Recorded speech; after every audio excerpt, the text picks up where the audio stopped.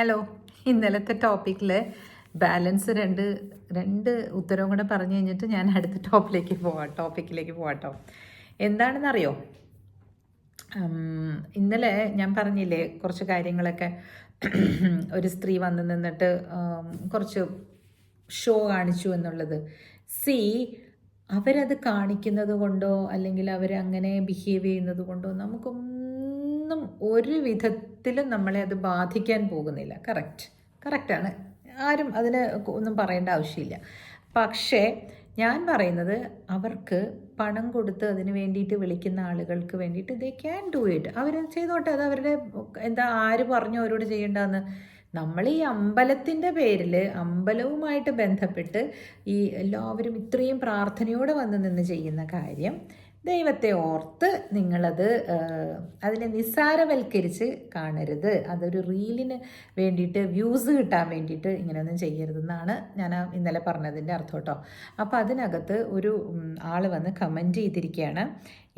ആരാണെന്ന് അറിയില്ല, പക്ഷേ ഹൂവർ ഇറ്റ് ഈസ്, ആ കമൻറ്റ് നിങ്ങളത് മാറ്റമൊന്നും ഞാൻ നോക്കിയില്ല. അപ്പം തന്നെ മറുപടി കൊടുത്തു. അതിൽ പറയുകയാണ്, നിങ്ങളൊന്ന് ഗൂഗിൾ അടിച്ച് നോക്കൂ, ആറ്റുകാൽ അമ്മയുടെ ചിത്രം കിട്ടുമെന്ന് നോക്കൂ. ഒരു ഹിന്ദുവായി ജനിച്ച ഞാൻ എന്തിനാണ് ഗൂഗിൾ അടിച്ച് നോക്കുന്നത് ആറ്റുകാൽ അമ്മയെ കാണാനായിട്ട്? ഞാൻ അതിൻ്റെ അകത്ത് കയറി ഞാൻ അമ്മയെ കണ്ടിട്ടുണ്ട്. ചോറ്റാനിക്കര അമ്മയെ കണ്ടിട്ടുണ്ട്, കൊടുങ്ങല്ലൂർ അമ്മയെ കണ്ടിട്ടുണ്ട്, ചെട്ടികുളങ്ങര അമ്മയെ കണ്ടിട്ടുണ്ട്, മൂകാംബിക ദേവിയെ കണ്ടിട്ടുണ്ട്, കാഞ്ചീപുരത്തുള്ള അമ്മൻ കോവിലുകളിലെല്ലാം ഞാൻ പോയിട്ടുണ്ട്. പിന്നെ ഞാൻ എന്തിനാണ് ശാരദാ പീഠം ശൃംഗേരിയിൽ വരെ ഞാൻ പോയിട്ടുണ്ട്. അപ്പോൾ പിന്നെ എന്തിനാണ് ഞാൻ ഗൂഗിളിൽ കയറിയിട്ട് ചിത്രങ്ങൾ തിരയുന്നത്? അങ്ങനെയാണെങ്കിൽ കുറേ ആളുകൾ അതിനെ പല രീതിയിലും ദേവിമാരെ വരച്ചിട്ടുണ്ട്. ഞാൻ അതിനെക്കുറിച്ച് ഒന്നുമല്ല പറഞ്ഞത്. ഞാൻ അവരെ സദാചാരം പഠിപ്പിക്കാനും അല്ല പോയത്. ഞാൻ പറഞ്ഞത് ഇത്തരത്തിലുള്ള ഷോവും കെട്ടുകാഴ്ചകളും ഒക്കെ അങ്ങ് വേറെ സ്ഥലത്ത് അതിന് വേണ്ടിയിട്ട് ഒതുക്കുന്നിടത്ത് ചെയ്യണം എന്നാണ്. ശരി, അതവിടെ കഴിഞ്ഞു, ഞാൻ പറഞ്ഞു, തീർന്നു കേട്ടോ. നമുക്ക് അടുത്ത ടോപ്പിക്കിലേക്ക് പോവാം. ഇന്നത്തെ ടോപ്പിക്ക്, ഞാനിന്ന് കുറച്ച് കുക്ക് ചെയ്ത് എൻ്റെ മനസ്സിനൊന്ന് റിലാക്സേഷൻ കിട്ടാൻ ഞാൻ ചെയ്യുന്ന പരിപാടിയാണ് കുക്കിംഗ്. പക്ഷേ ഞാൻ ഒരു ഡിഷേ ഉണ്ടാക്കുകയുള്ളൂ, ഒരുപാട് സാധനങ്ങൾ ഉണ്ടാക്കില്ല.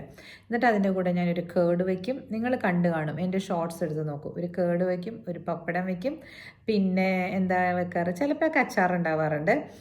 പിന്നെ ഞാൻ വെക്കുമല്ലോ ഫ്രൂട്ട് വെക്കും. ഒന്നില്ലെങ്കിൽ ഒരു ഫ്രഷ് വെജിറ്റബിൾ ക്യുക്യൂംബർ, അല്ലെങ്കിൽ എന്തെങ്കിലും ഒരു ഫ്രൂട്ട്, ഇങ്ങനെ. പിന്നെ പ്ലെയിൻ ബസ്മതി റൈസ്. ഇതാണ് കേട്ടോ ഞാൻ ഉണ്ടാക്കിയിരുന്നത്. അത് ഒരുപാട് ഐറ്റംസ് ഉണ്ടാക്കുന്നതിനോട് എനിക്ക് താല്പര്യവുമില്ല. ഞാൻ ഉണ്ടാക്കുന്നത് എപ്പോഴും ജസ്റ്റ് ഒരു ഡിഷ്, ഒരിച്ചിരി ഹൈ സ്റ്റാൻഡേർഡിൽ ഉണ്ടാക്കുന്ന ഡിഷ് അങ്ങ് ഉണ്ടാക്കിയാൽ I will do like this. അപ്പോൾ അതൊന്ന് കാണിക്കാൻ വേണ്ടിയിട്ട് ഞാൻ ഇട്ടിട്ടുണ്ടായിരുന്നു. എന്തിനാണെന്ന് അറിയാം, ഒന്ന് ശ്രദ്ധ മാറട്ടെ എല്ലാവരുടെയും. അപ്പോൾ ഇൻസ്റ്റഗ്രാമിൽ അതിട്ടപ്പോൾ അതിൻ്റെ അടിയിൽ, ചേച്ചി ഞങ്ങളുടെ മക്കൾ അവിടെ എങ്ങനെയുണ്ട് എന്ന് ചോദിച്ചിട്ട് ആരോ എന്നോടൊരു ചോദ്യം ചോദിച്ചിരുന്നു.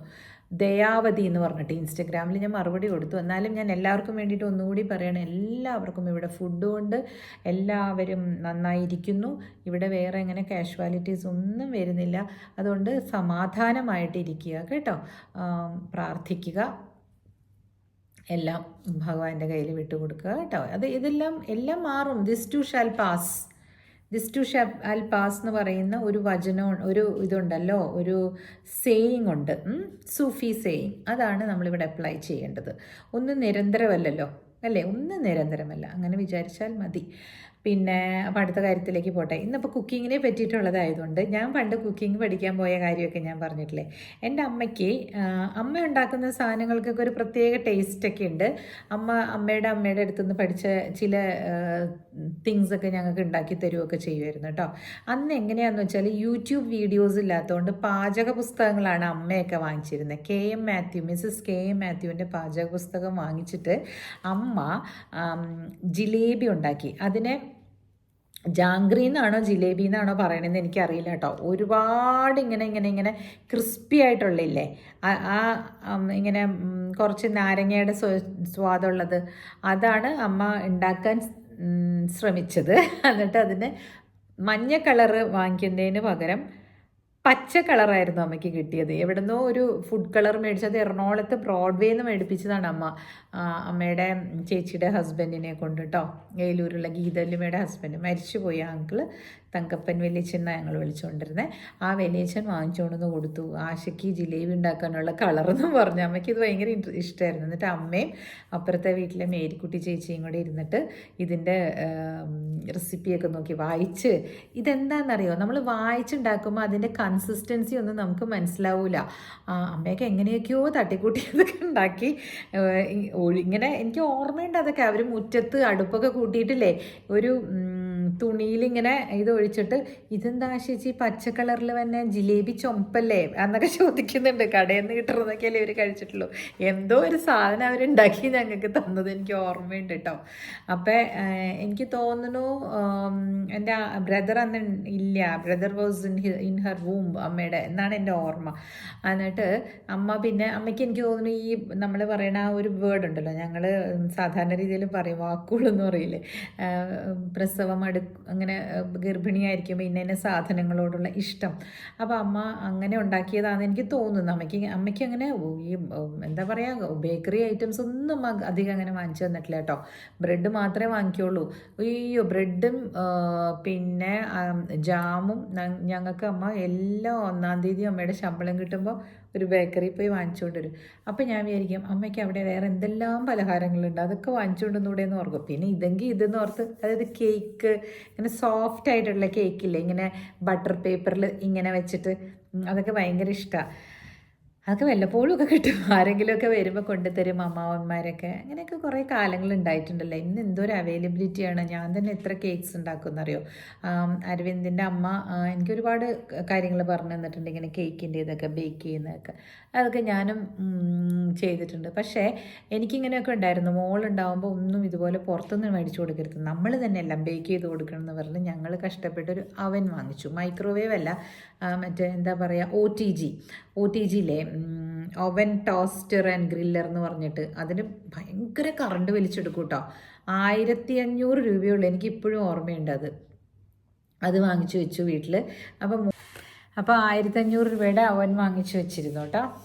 OTG, oven toaster griller. എന്തിനാന്ന് വെച്ചാൽ എൻ്റെ മകൾക്ക് ഫുഡ് ഉണ്ടാക്കി കൊടുക്കാൻ വേണ്ടിയിട്ട്, ബേക്ക് ചെയ്ത് കൊടുക്കണമെന്നും പറഞ്ഞ്. ഞാനപ്പോൾ അന്ന് ഈ കറണ്ട് ബില്ലൊക്കെ 300 രൂപയൊക്കെ വരുന്നത് തന്നെ നമുക്ക് വലിയ കാര്യമാണ്. ഭയങ്കര കറക്റ്റായിട്ട് ജീവിച്ചു പോണ സമയമാണ്. ഒരു കേക്കൊക്കെ ഉണ്ടാക്കി മോക്ക് കൊടുത്തു, എല്ലാവരും കഴിച്ചു, അങ്ങനെയൊക്കെ നടക്കുകയാണ്. ബില്ല് വന്നത് എത്രയാണെന്നറിയോ? 1200 രൂപ. അടുത്ത പ്രാവശ്യത്തെ ബില്ലാണ്, കറണ്ട് ബില്ല്. അത്രയും കേക്ക് നമുക്ക് മേടിച്ച് കഴിക്കാമായിരുന്നു. കേക്കിനൊക്കെ 100 രൂപയുള്ളൂ. അപ്പം ഞാൻ വിചാരിച്ചു, ചേട്ടാ ഇത് we have to be careful. നമ്മളെല്ലാം ഭയങ്കര എൻത്യൂസിയാസ്റ്റിക് ആയിട്ട് ചെയ്യാൻ നോക്കും. അതൊക്കെ അന്നത്തെ കാലത്ത് അതൊക്കെ ഭയങ്കര ബുദ്ധിമുട്ടുള്ള സമയമാണ്. എന്നാലും പിന്നെയും ഞാൻ മനസ്സിലാക്കി, ഇതിന് OTG മാറ്റി വെച്ചിട്ട് നമുക്ക് ഇനി ശരിക്കുള്ള അവൻ മേടിക്കാം എന്നൊക്കെ പറഞ്ഞു. പിന്നെ അതൊക്കെ വാങ്ങിച്ചു, അതൊക്കെ ഉണ്ടാക്കുമായിരുന്നു കേട്ടോ, മൈക്രോവേവിലൊക്കെ. സോ ഞാനിപ്പം ഇടയ്ക്ക് കട്ട് ചെയ്തുകൊണ്ട് പോയത് എന്താണെന്ന് വെച്ചാൽ, ടെലിപ്പത്തിക്കലി മോള് ഇടയ്ക്ക് വിളിക്കണ്ടായിരുന്നു. അതുകൊണ്ട് 2ആയിട്ടാണ് ഞാൻ ഈ വീഡിയോ പിടിക്കുന്നത് കേട്ടോ. സോ പറഞ്ഞു വരുന്ന കാര്യം എന്താണെന്ന് വെച്ചാൽ, ഇന്ന് ഈ ഫുഡ് ഉണ്ടാക്കിയ ഇപ്പം ഞാൻ ആലോചിച്ചു, നമ്മൾ ഫുഡ് ഉണ്ടാക്കുക എന്ന് പറയുന്നത് ഒരു കലയാണല്ലേ. ഞാൻ ഇന്ന് ഒരു ഷോർട്സ് ഇട്ടിട്ടുണ്ട്, നിങ്ങൾ നോക്കണം കേട്ടോ പോയിട്ട്. അതിനകത്ത് ഞാൻ ഉണ്ടാക്കിയത് ഇന്ന് കാണിച്ചിട്ടുണ്ട്. ഞാൻ വീട്ടിലേക്ക് കല്യാണം കഴിച്ച് അരവിന്ദിൻ്റെ കൂടെ പോയപ്പോൾ ഞാനൊരു ബുക്ക് വാങ്ങിച്ചിട്ടാണ് പോയത്, തെർല ദലാലിൻ്റെ. അതിനകത്ത് പേര് തെർല ദലാൽ നിങ്ങൾ നോക്കിയാൽ മതി, അവരെ പറ്റിയിട്ടൊരു മൂവിയൊക്കെ ഉണ്ട്. ഐ തിങ്ക് ആരായിരുന്നു തെർല ദലാലായിട്ട് അഭിനയിച്ച, നോക്കൂട്ടോ, ഞാൻ മറന്നുപോയി, പക്ഷേ ഓർമ്മയില്ല. അപ്പം ആ പുള്ളിയുടെ ബുക്ക് ഉണ്ടല്ലോ, ഒരുത്തരമുള്ളൊരു ബുക്കാണ്. ഞാൻ കഴിഞ്ഞ പ്രാവശ്യം വീട്ടിൽ ചെന്നപ്പോൾ ഫുൾ തിരക്കി, അത് എവിടെയാണ് ഞാൻ വെച്ചിരിക്കുന്നത്, എവിടെയെങ്കിലും മിസ്സായി പോയിട്ടുണ്ടാവും. ഈ പാക്കിങ്ങും അൺപാക്കിങ്ങും ഒക്കെ ചെയ്യുമ്പോഴേ അതിനകത്ത് എൻ്റെ ഈ കറികളുടെ ഈ മഞ്ഞപ്പൊടി മുളക് പൊടിയൊക്കെ വീണിട്ട് ഇങ്ങനെ സ്മഡ്ജായിട്ടൊക്കെ ഉണ്ട് ആ ബുക്ക്. അതിപ്പോഴും എനിക്കൊരു നൊസ്റ്റാൾജിക് ബുക്കാണ്. 30 വർഷം പഴയ ബുക്കല്ലേ, കുറച്ച് എനിക്ക് തപ്പണം എന്നുണ്ട്. അത് ഇതുവരെ കിട്ടിയിട്ടില്ല. എന്തോരം ബുക്സ് അല്ലാത്തതൊക്കെ ഇരിപ്പുണ്ടെന്നറിയാം അവിടെ അമ്മയുടെ അടുത്ത്. എല്ലാം ഇത് മാത്രം എവിടെയോ മിസ്പ്ലേസ്ഡ് ആയിപ്പോയി. അപ്പോൾ ഇതിനകത്ത് നോക്കിയിട്ടാണ് ഞാൻ, അതിനകത്ത് എല്ലാത്തിൻ്റെ ഇംഗ്ലീഷ് പേരുകളും അതിനോട് ഉള്ള ഹിന്ദി പേരുകളും കൊടുത്തിട്ടുണ്ടാവും. പിന്നെ ഞാനൊരു ഡിക്ഷണറി വെച്ചിട്ടുണ്ട്, അതിനകത്ത് നോക്കിയിട്ട് ഫെനുഗ്രീക്ക് എന്താണ്, ഓക്കെ ഇത് കിട്ടി. അങ്ങനെ ക്യുമിൻ സീഡ്സ്, ജീരകം. ഫെനുഗ്രീക്ക് എന്ന് പറഞ്ഞാൽ മറ്റേ സാധനം, എന്താ പറയണേ, പെരുംജീരകം. സോംസ് എന്നൊക്കെ പറയില്ലേ അത്. ഇപ്പോഴല്ലേ നമുക്ക് യൂട്യൂബിൽ നോക്കിയിട്ട് നല്ല സുന്ദരമായിട്ട് ഉണ്ടാക്കാൻ പറ്റുന്നത് അല്ലേ. അപ്പം ഞാൻ എൻ്റെ ഒരു പഴയ കുലിനറി മിസ്റ്റേക്ക് കേട്ടോ, ഒരു വലിയ പ്രശ്നമായി എൻ്റെ ഒരു ഭക്ഷണം ഞാൻ ആർക്കും എല്ലാവരും പട്ടിണിയാക്കിയൊരു കഥ എൻ്റെ പറയട്ടോ. അപ്പം എൻ്റെ അമ്മയുടെ ബ്രദറിൻ്റെ മക്കളൊക്കെ അവരൊക്കെ ഹോസ്റ്റലിലുമൊക്കെ നിന്നാണ് പഠിച്ചുകൊണ്ടിരുന്നത്. അശ്വിൻ ചേട്ടൻ എന്നൊക്കെ പറയും. ഇപ്പം പുള്ളി ലണ്ടനിലാണ്. പുള്ളിയുടെ അച്ഛനും അമ്മയും ആ സമയത്ത് സൗദിയിൽ ജോലിയായിരുന്നു കേട്ടോ. അച്ഛന് അവിടെ, അമ്മ അച്ഛൻ്റെ കൂടെയായിരുന്നു. അപ്പോൾ ഇവരെ ഹോസ്റ്റലിലാക്കിയിട്ടാണ് പോയത്. ഇവർക്ക് ഗോവയിലാണ് അവർ പഠിച്ചുകൊണ്ടിരുന്നത്. ഇവരുണ്ടല്ലോ, ഒരാൾ MBBS പഠിക്കുന്നു, ഒരാൾ ചെറുതായിരുന്നു ഈ ചേട്ടനൊക്കെ, 10 12 അവരെന്നേക്കാളൊക്കെ 2-3 വയസ്സിന് മൂത്തതാണ് ഈ അശ്വിൻ ചേട്ടൻ. പുള്ളി എപ്പോഴും വെക്കേഷന് വരുമ്പോൾ നമ്മുടെയൊക്കെ വീടുകളിൽ ഇങ്ങനെ ഒരു ഇതിന് വരും. വെക്കേഷന് വരുന്നത് ഞായറക്കിൽ വന്ന് നിൽക്കും. അവരുടെ വീടുണ്ടല്ലോ അവിടെ തറവാട്ടിൽ. എന്നിട്ട് നമ്മളെയൊക്കെ വിസിറ്റ് ചെയ്യാൻ വരുമ്പോൾ അമ്മ പറഞ്ഞു, ഈ ഇതുങ്ങളെല്ലാം കൂടെ വരുന്നുണ്ട് എന്ന് പറയുന്നുണ്ട്. ഫോൺ ചെയ്ത് വല്യമ്മച്ചി പറഞ്ഞു, അമ്മയുടെ ചേച്ചി പറഞ്ഞു, അശ്വിനും കൂട്ടരും വന്നിട്ട് വരുന്നുണ്ട് കേട്ടോ അങ്ങോട്ട് പറയും. അപ്പം അമ്മ പറഞ്ഞു എന്തെങ്കിലും ഉണ്ടാക്കണം എന്ന് പറഞ്ഞപ്പോൾ ഞാൻ, അമ്മ നമുക്ക് ഇപ്രാവശ്യം ഫ്രൈഡ് റൈസ് ഉണ്ടാക്കി കൊടുക്കുക, എവിടെ വനിതയിലോ എവിടെയോ വായിച്ചതാണ്. എന്നിട്ട് അത് നോക്കി കുത്തിയിരുന്ന് എല്ലാം അരിഞ്ഞു കേട്ടോ, അവർ പറയുന്ന രീതിയിലൊക്കെ അരിഞ്ഞ് കുരുകുരാന്നൊക്കെ അരിഞ്ഞ് വെച്ച് എല്ലാം റെഡിയാക്കി. അതിൽ പറ്റിയ അബദ്ധം എന്താണെന്ന് വെച്ചാൽ ചോറ് വേവിക്കാണ്ട് ഈ പച്ചക്കറിയിലോട്ട് അങ്ങോട്ട് കൊട്ടിയിട്ടു. വെള്ളവും ഒഴിച്ചില്ല. അറ്റ്ലീസ്റ്റ് വെള്ളം ഒഴിച്ചെങ്കിൽ പുലാവായി കിട്ടിയേനെ പാവങ്ങൾക്ക്. ഒരു 2:30 മണിയായി, 12:30 മുതൽ ഇതുങ്ങൾ വന്ന് നോക്കിയിരിക്കുകയാണ്. അമ്മ ഭാഗ്യത്തിന് ചിക്കൻ കറി ഉണ്ടാക്കി വെച്ചിട്ടുണ്ടായിരുന്നേ. അപ്പോൾ കുറേ നേരം ഇരുന്നിരുന്ന് അവസാനം അമ്മ പറഞ്ഞു ഇനി മതി വെന്തത്, അതങ്ങ് കൊടുക്കുമെന്ന് പറഞ്ഞു. കൊടുത്തപ്പോൾ അല്ലേ ഇത് വെള്ളം ഒഴിക്കാതെ ഇട്ട് ഇങ്ങനെ ഫ്രൈ ചെയ്ത് കല്ല് പോലെ ഉണ്ടായിരുന്നു. ദൈവമേ, ആ അരി എനിക്കിപ്പോഴും ഓർമ്മയുണ്ട്. അവർ കഴിച്ചു എന്നിട്ട് നല്ല ടേസ്റ്റ് ഉണ്ട് കേട്ടോ. എനിക്ക് തോന്നുന്നു കുറച്ച് അത് വെള്ളം തളിച്ചു കൊടുക്കണ്ടായി ഞങ്ങൾ. തളിച്ചു കൊടുക്കണ്ടായി. അപ്പോൾ അങ്ങനെ അതായിരുന്നു എൻ്റെ ഫസ്റ്റ് എക്സ്പെരിമെൻറ്റ്. പാവം അതുങ്ങൾ കഴിച്ചിട്ട് പോയി. അശ്വിൻ ചേട്ടനും ജിതിനൊക്കെ ഉണ്ടായിരുന്നു അന്ന്. അത് ഫസ്റ്റ് ഒരു എക്സ്പീരിയൻസ്. പിന്നെ ഞാൻ ഐസ്ക്രീം ഉണ്ടാക്കാൻ നോക്കി. അയ്യോ, മുട്ട ഇങ്ങനെ പൊട്ടിച്ചിട്ടിട്ട് പാലിലിങ്ങനെ ഇട്ടിട്ട് ഇളക്കി എന്നാൽ അത് എന്താ പറയുക, ബേക്കിംഗ് പൗഡറൊന്നും വാങ്ങിച്ചതായിട്ട് എനിക്ക് ഓർമ്മയില്ല. ഈ പാലും ഈ മുട്ടയും പഞ്ചസാരയായിട്ട് ഇളക്കി അതൊരു രൂപത്തിലാക്കി ഫ്രീസറിനകത്ത് കൊണ്ടുവന്ന് വെച്ചു. എടുത്തു കഴിഞ്ഞിട്ട് മുട്ടയുടെ മണം കൊണ്ടത് കഴിക്കാൻ പറ്റുന്നില്ല. എന്നാലും അമ്മ പറഞ്ഞു കളയണ്ട, മുട്ടയും പാലും അല്ലേ, വെന്തതല്ലേ. കാരണം തിളച്ച പാലിലോട്ടാണ് ഈ മുട്ട ഇട്ടിട്ട് ഇങ്ങനെ അടിച്ചുകൊണ്ടിരുന്നതൊക്കെ എനിക്ക് ഓർമ്മയുണ്ട്. പിന്നെ അത് കഴിഞ്ഞപ്പം ഞാൻ 10ാം ക്ലാസ്സിൽ 9ലേക്ക് ആകുമ്പോൾ സിബി ചേച്ചി എന്ന് പറഞ്ഞിട്ട് അമ്മയുടെ ഒരു ലീവ് വേക്കൻസിയിൽ വന്ന ഒരു ടീച്ചർ ഉണ്ടായിരുന്നു, അറബിക് ടീച്ചർ കേട്ടോ. ആ ടീച്ചറിനെ കാണുമ്പോൾ അത് കഴിഞ്ഞിട്ട് വന്നൊരു സിനിമ ഉണ്ടായിരുന്നു നാരായം എന്ന് പറഞ്ഞിട്ട്. മൊത്ത കഥയല്ല. അപ്പോൾ ആ ചേച്ചി നാരായം എന്ന് പറഞ്ഞ സിനിമ കണ്ടതിന് ശേഷമാണ് ചേച്ചിക്ക് ഇത് പഠിക്കാൻ തോന്നിയത്, അറബിക് പഠിക്കാൻ തോന്നിയത്. കാരണം ആരും പഠിക്കാൻ എടുക്കണ്ടായിരുന്നില്ല ഹിന്ദുക്കൾ എന്നൊക്കെ പറയുന്ന എനിക്ക് ഓർമ്മയുണ്ട്. നാരായം എന്ന് പറഞ്ഞ സിനിമ നിങ്ങൾ ശ്രീരാമപാദം ആ പാട്ടില്ലേ, അതിൻ്റെ ട്യൂൺ കിട്ടുന്നില്ല. ഭയങ്കര ഫേമസ് പാട്ടാണ്, ചിത്ര പാടിയത്. നല്ല രസമാണ് ആ പാട്ട്, നിങ്ങൾ അടിച്ചു നോക്കൂ കേട്ടോ. നല്ല ഉർവശിയാണ് അതിനകത്ത്. അപ്പോൾ ആ ഉർവശി ഒരു നമ്പൂതിരി സ്ത്രീ അറബി പഠിക്കുന്നതായിട്ടാണ് ആ കഥ. അങ്ങനെ പലരും പഠിക്കുന്നുണ്ടായിരുന്നു ജോലിക്ക് വേണ്ടിയിട്ടോ. അപ്പോൾ ഈ ചേച്ചി ഞങ്ങളുടെ വീട്ടിൽ താമസിച്ചുകൊണ്ടിരുന്നത്. അപ്പോൾ ചേച്ചിയാണ് എനിക്ക് കേരള പൊറോട്ട ഉണ്ടാക്കാൻ പഠിപ്പിച്ചു തന്നു. അസലായിട്ട് കുക്ക് ചെയ്യുമായിരുന്നു ചേച്ചി, ഭയങ്കര മിടുക്കിയാണ്. അപ്പോൾ വേഗം അത് ഇങ്ങനെ കടകടാന്ന് ഉണ്ടാക്കാൻ പഠിപ്പിച്ചു. പിന്നെ പഠിപ്പിച്ചു കുക്കറിൽ വെച്ചിട്ട് കേക്ക് ഉണ്ടാക്കാൻ പഠിപ്പിച്ചു. ഇതെല്ലാം ഇങ്ങനെ ഓരോരുത്തർ കാണിച്ചു തരുമ്പോൾ ഞാൻ പെട്ടെന്ന് പഠിക്കുമായിരുന്നു. അമ്മ പറഞ്ഞ പോലെ അമ്മയുടെ പച്ച ജിലേബി ഞങ്ങൾ ആദ്യം കഴിച്ചത് എന്നും എനിക്ക് ഓർമ്മയുണ്ട്. ആകേഷിന് എൻ്റെ ആങ്ങള അന്ന് ജനിച്ചിട്ടില്ല എന്ന് എനിക്ക് തോന്നുന്നു. ഇല്ല, ചെറുതാണ്. എനിക്കൊരു 6 വയസ്സൊക്കെ ഉള്ളപ്പോഴായിരിക്കും ഇതുണ്ടാക്കിയത് അമ്മ. അങ്ങനെ അമ്മ ഇടയ്ക്കിടയ്ക്ക് ഇങ്ങനത്തെ ഓരോ പരീക്ഷണങ്ങളൊക്കെ ചെയ്യും. മിക്കവാറും എല്ലാം പാളി പോകുമായിരുന്നു. അപ്പോൾ ആ സമയത്ത് അതൊക്കെയല്ലേ പറ്റുള്ളൂ, ഒന്ന് ആഗ്രഹമുണ്ട്. അതേസമയം രമാൻഡി ഉണ്ടല്ലോ ഉണ്ടാക്കുന്നത്, അതായത് മഹേന്ദ്രമാവിൻ്റെ ഭാര്യ ഉണ്ടാക്കുന്നതിന് ഒരു അവൻ കൊണ്ടുവന്ന് കൊടുത്തിട്ടുണ്ടായിരുന്നു ഈ അശ്വിൻ ചേട്ടൻ്റെ അമ്മ സൗദി അറേബ്യയിൽ നിന്ന് വന്നപ്പോൾ. അന്നൊക്കെ അവിടെ എവിടെയോ ആണ് കിട്ടുക. അന്നത്തെ അവൻ പറഞ്ഞാൽ ഇപ്പോഴും ഉണ്ടെന്ന് തോന്നുന്നു അങ്ങനത്തെ അവനല്ലേ, നിങ്ങളുടെയൊക്കെ വീട്ടിലുണ്ടാവുമായിരിക്കും. പണ്ട് അമ്മമാരൊക്കെ ചെയ്തുകൊണ്ടിരിക്കുന്നതിന് അരവിൻ്റെ വീട്ടിലുണ്ടായിരുന്നു. ഇങ്ങനെ ഒരു നടുക്കൊരു ഇങ്ങനെ ഒരു കുഴിയായിട്ട് ഇങ്ങനെ ഒരു പാത്രം പോലെ അതിങ്ങനെ വെക്കണം. പ്ലം കേക്കാണ് അധികം ഉണ്ടാക്കുക. ക്രിസ്മസിൻ്റെ കേക്ക് ഇങ്ങനെ ബ്രാൻഡിയൊക്കെ കോരി ഒഴിച്ചിട്ടുള്ള കേക്കില്ലേ, ചിലതിലൊക്കെ ബ്രാൻഡിയുടെ ഇത് കൂടിപ്പോയിട്ട് പോയിട്ട് അതിനൊരു അവർക്ക് ആ കൺസിസ്റ്റൻസി വരാതെ എന്നാൽ നന്നായിട്ട് ഉണ്ടാക്കാൻ തുടങ്ങി. പിന്നെ കുറേ നാൾ കഴിഞ്ഞപ്പോൾ രമാൻറ്റിയൊക്കെ ഞങ്ങൾ ഡിസംബറിൽ ചെല്ലുമ്പോൾ അവിടെ ചെല്ലുമ്പോൾ ഭയങ്കര കേക്കിൻ്റെ മണം. കാരണം ഇതൊക്കെ എറണാകുളത്ത് പോയി മേടിച്ചു കൊണ്ടുവന്നിട്ട് വേണം ചെയ്യാനായിട്ടേ. അന്നൊന്നും നമ്മുടെ ഈ ഗ്രാമങ്ങളിലൊന്നും കിട്ടില്ല. അന്ന് വൈപ്പിൻ എന്ന് പറഞ്ഞിട്ടുണ്ടെങ്കിൽ എന്താ പറയുക, ബോട്ട് കയറിയും ചെങ്കാറ് കയറിയൊക്കെ പോകണം എറണാകുളത്ത് മേടിക്കാൻ. ബ്രോഡ്വേ പോയി വേണം ഈ സാധനമൊക്കെ വാങ്ങിക്കാൻ. രമാൻറ്റി പോയി വാങ്ങിച്ചുകൊണ്ടെന്ന് ഉണ്ടാക്കിയ കഥയൊക്കെ എനിക്ക് ഓർമ്മയുണ്ട്. രമാൻറ്റി എന്നില്ല ഈ പറഞ്ഞ എന്താ പറയുക, അമ്മയുടെ ചേച്ചിയുടെ ഹസ്ബൻഡില്ല, അവരൊക്കെ അന്നേ പ്രോഗ്രസീവായിട്ട് ചിന്തിക്കുന്ന കേട്ടോ. അന്നേ ഞങ്ങളുടെ വീട്ടിലേക്ക് അവർ ഡിന്നർ സെറ്റൊക്കെ വാങ്ങിച്ചത് എനിക്ക് ഓർമ്മയുണ്ട്. അമ്മയ്ക്ക് വാങ്ങിച്ചുകൊണ്ടുവന്ന് കൊടുത്തത് വലിയ ആ ഷോപ്പ് ഇപ്പോഴും ഉണ്ട്. ഷോപ്സിൻ്റെ പേരൊക്കെ ഓർത്ത് വയ്ക്കണമെന്ന് എപ്പോഴും ഞാൻ ഓർക്കും. നെക്സ്റ്റ് ടൈം ഞാൻ പോകുമ്പോൾ ഒരു നൊസ്റ്റാൾജിക് ബ്രോഡ്വേ ട്രിപ്പ് നിങ്ങളെ കാണിച്ചു തരാം കേട്ടോ. അമ്മ പണ്ട് സാരി വാങ്ങിച്ചിരുന്ന ഒരു കടയുണ്ടായിരുന്നേ അവിടെ, എന്തോ ഒരു ചെട്ടിയാർ കട എന്ന് പറഞ്ഞിട്ട്. അവിടെ ചെറിയൊരു ഷോപ്പാണ്, ഇങ്ങനെ പലക വെച്ചിട്ട് അടയ്ക്കുന്ന ഷോപ്പാട്ടോ. പക്ഷെ ആ പലക അങ്ങോട്ട് മാറ്റിക്കഴിഞ്ഞാൽ മുഴുവനും പുൽപ്പായാണ്. നമ്മൾ പുറത്തിട്ടിട്ട് വേണം അകത്തേക്ക് കയറി ഇരിക്കണം. അവർ ആ മരാലമാരികളിൽ നിന്നും ചെട്ടിനാട് സാരീസ് എടുത്ത് തരുമായിരുന്നു, ചുങ്കിടി സാരീസൊക്കെ. 300 രൂപയിൽ താഴെയുള്ള സാരികളായിരുന്നു അന്നൊക്കെ. സ്കൂളിൽ പോകാൻ വേണ്ടിയിട്ട് അമ്മ വാങ്ങിക്കുന്നതൊക്കെ ഞങ്ങൾ എറണാകുളത്ത് ബ്രോഡ്വേയിൽ ഇപ്പോഴും ഷോപ്പുണ്ടെന്നാണ് പറയണത്, തപ്പിപ്പോണം. പിന്നെ എന്തായിരുന്നു എൻ്റെ നൊസ്റ്റാൾജിയ. ഇന്ന് ഇതൊക്കെ പറയാൻ കാര്യം, ഈ കുക്കിംഗ് ചെയ്ത് കഴിഞ്ഞപ്പോൾ ഞാൻ വീഡിയോ പിടിച്ചു കഴിഞ്ഞപ്പോഴേ വക്കീലിനും കുക്കിങ്ങും അറിയാം കേട്ടോ എന്ന് എൻ്റെ മനസ്സിൽ വന്ന്. കുറേ പേര് എന്നോട് ചോദിച്ചിട്ടുണ്ട്, ചേച്ചി കുക്ക് ചെയ്യാറൊന്നും ഇല്ലേ എന്നൊക്കെ. അപ്പം ഞാൻ വിചാരിച്ചു പറയണം, കാണിക്കണമെന്ന്. നന്നായി കുക്ക് ചെയ്യും. ഒരുപാട് സാധനങ്ങൾ ഉണ്ടാക്കി വേസ്റ്റ് ആക്കുകയുമില്ല കേട്ടോ. എല്ലാ സാധനങ്ങളും ഓരോന്നോരോന്നുണ്ടാക്കി എപ്പോഴും ഹസ്ബൻഡിന് കൊടുക്കും. ഭർത്താവിൻ്റെ ഹൃദയത്തിലേക്കുള്ള വഴിയാണ് അദ്ദേഹത്തിൻ്റെ സ്റ്റൊമക്കിലൂടെ എന്ന് അതിനകത്ത് എഴുതി വെച്ചിട്ടുണ്ട്. You can enter the heart of a man through his stomach only എന്ന്. കാരണം പുള്ളിയുടെ അമ്മ ഉണ്ടാക്കി കൊടുക്കുന്ന, അതായത് ഹസ്ബൻഡ്സിൻ്റെ അമ്മമാരായിരിക്കും ആദ്യം ഫുഡ് ഉണ്ടാക്കി കൊടുത്തിട്ടുണ്ടാവുക. അമ്മമാർക്ക് ഭയങ്കര വലിയ സ്ഥാനമല്ലേ അവരുടെയൊക്കെ ഹൃദയത്തിൽ.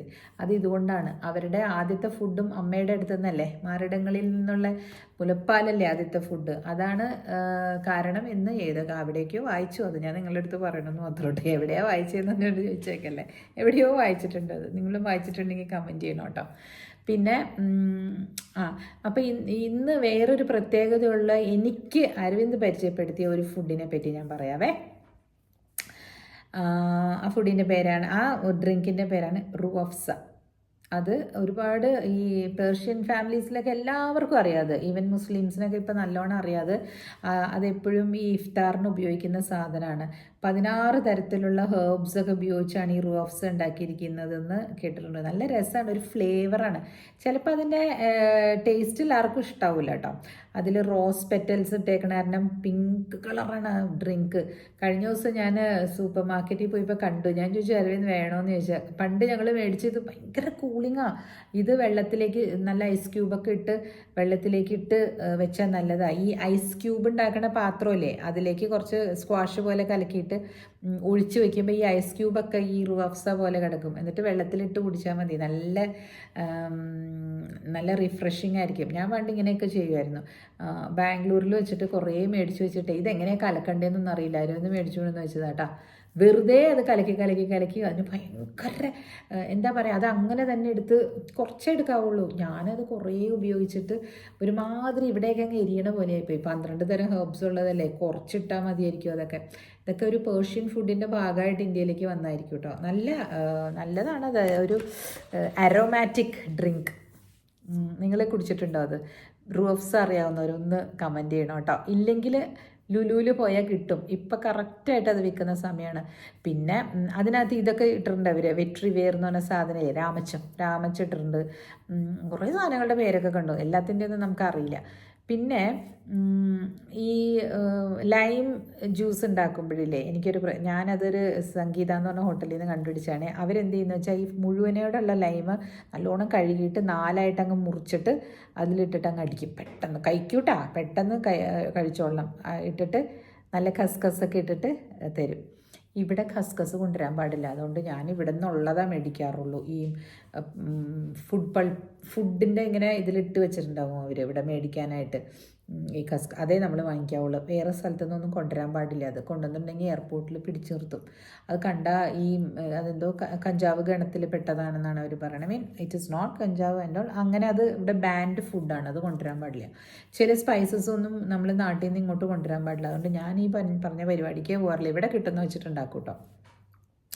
ചില ബിരിയാണീസിനൊക്കെ ഇടേണ്ട ചില സാധനങ്ങളൊന്നും ഇങ്ങോട്ട് കിട്ടില്ല. ഇവിടെ പാകിസ്ഥാൻ കടയിലൊക്കെ വിൽക്കണതൊക്കെ മേടിക്കും. അല്ലാതെ കണ്ട് ആരും നാട്ടിൽ നിന്ന് കൊണ്ടുവരാൻ മെനക്കെടല്ലേ, അതൊക്കെ ഭയങ്കര റിസ്ക്കാണ്. എന്തോ പറയാമെന്ന് മറന്നുപോയി പെട്ടെന്ന്. അതാണ് അങ്ങനെ ഒരു കൂട്ടുവായുടെ സൗണ്ട് വന്നത്. അപ്പോൾ ഇതൊക്കെയാണ് ഇന്ന് ഫുഡായിരുന്നു. എൻ്റെ മനസ്സിൽ മുഴുവനും ഫുഡായിരുന്നു. അപ്പോൾ ഞാൻ ഭയങ്കര സന്തോഷത്തിൽ പനീർ ബട്ടർ മസാല ഉണ്ടാക്കിയപ്പോൾ ഇറ്റ്സ് വെരി ടേസ്റ്റി ഓൾസോ കേട്ടോ. നല്ല ടേസ്റ്റ് ഉണ്ടായിരുന്നു. ഞാൻ തന്നെ പറയുന്ന എല്ലാവരും എന്ന് പറഞ്ഞത്. അപ്പോൾ അത് കഴിച്ചു. ഞങ്ങൾ ഇരിക്കുകയാണ്. വൈകുന്നേരം അതിൻ്റെ ബാക്കി എടുത്തിട്ട് ചപ്പാത്തി 2 ഉണ്ടാക്കിയിട്ട് അതിൻ്റെ കൂടെ കഴിക്കും. ചപ്പാത്തി ഞാനിങ്ങനെ മടക്കിയിട്ടാണ് ഉണ്ടാക്കുക. ട്രയാങ്കിൾ പോലെ ഒരു വലിയ ഷേപ്പൊന്നും ഉണ്ടാവില്ല.